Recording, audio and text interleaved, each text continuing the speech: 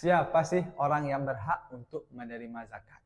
Assalamualaikum warahmatullahi wabarakatuh. Selamat datang kembali di kelas zakat Lazis Mubirin. Pada kesempatan kali ini, kita membahas sebuah topik yang penting dalam praktik zakat, yaitu siapa saja yang berhak menerima zakat dan dasar hukumnya dalam Islam. Sebelum masuk ke orang-orang yang berhak menerima zakat, mari kita pahami terlebih dahulu dasar hukum zakat dalam Islam. Zakat merupakan salah satu dari rukun Islam yang memiliki landasan hukum yang kuat dalam Al-Quran dan hadis Nabi Muhammad SAW. Allah Subhanahu wa taala berfirman dalam surat At-Taubah, surah ke-9 ayat ke-60. Dalam surah ini juga disebutkan tentang siapa saja orang yang berhak untuk menerima zakat.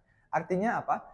Dan zakat ini diberikan kepada orang-orang fakir, orang-orang miskin, para amil yang mengurus zakat, para mu'alaf, untuk memerdekakan budak, orang-orang yang berhutang, untuk jalan Allah, dan untuk orang-orang yang sedang dalam perjalanan, sebagai suatu ketetapan yang ditetapkan oleh Allah, dan Allah Maha Mengetahui lagi Maha Bijaksana.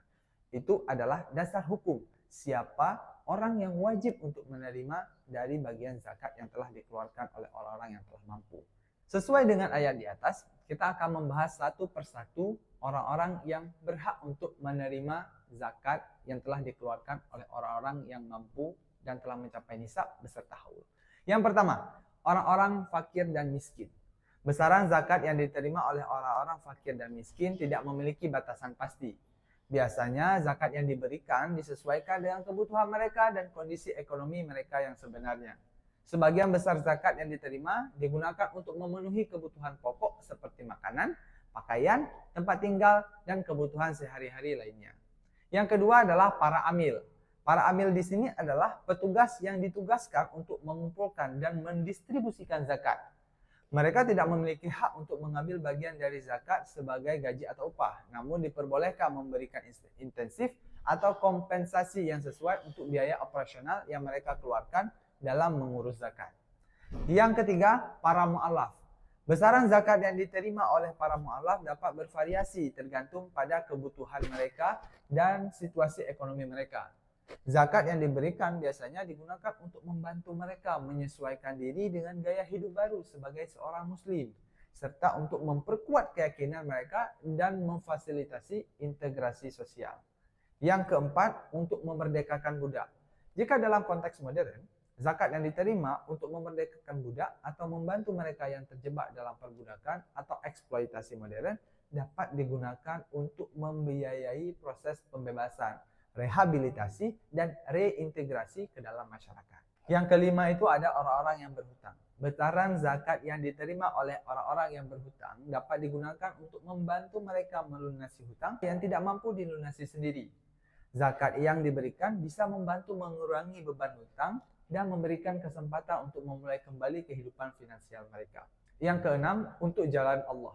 Besaran zakat yang diterima untuk jalan Allah biasanya digunakan untuk mendukung kegiatan-kegiatan dakwah, pendidikan agama, pembangunan masjid, bantuan kepada para ulama, dan kegiatan lainnya yang bermanfaat bagi umat Islam dan masyarakat secara umum. Yang terakhir, orang-orang yang sedang dalam perjalanan.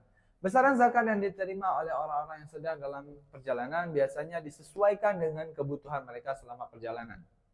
Zakat yang diberikan dapat digunakan untuk biaya transportasi, akomodasi, makanan, dan kebutuhan lainnya yang mereka butuhkan selama perjalanan. Membayar zakat ini dengan benar adalah kewajiban setiap muslim.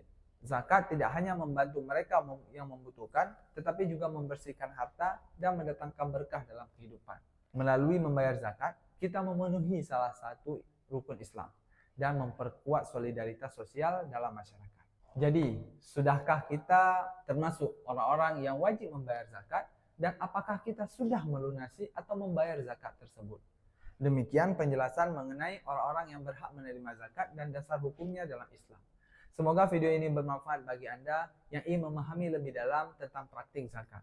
Jangan lupa untuk like, share, dan subscribe agar tidak ketinggalan konten-konten lainnya dari kelas zakat Lazis Mubirin. Terima kasih. Wassalamualaikum warahmatullahi wabarakatuh.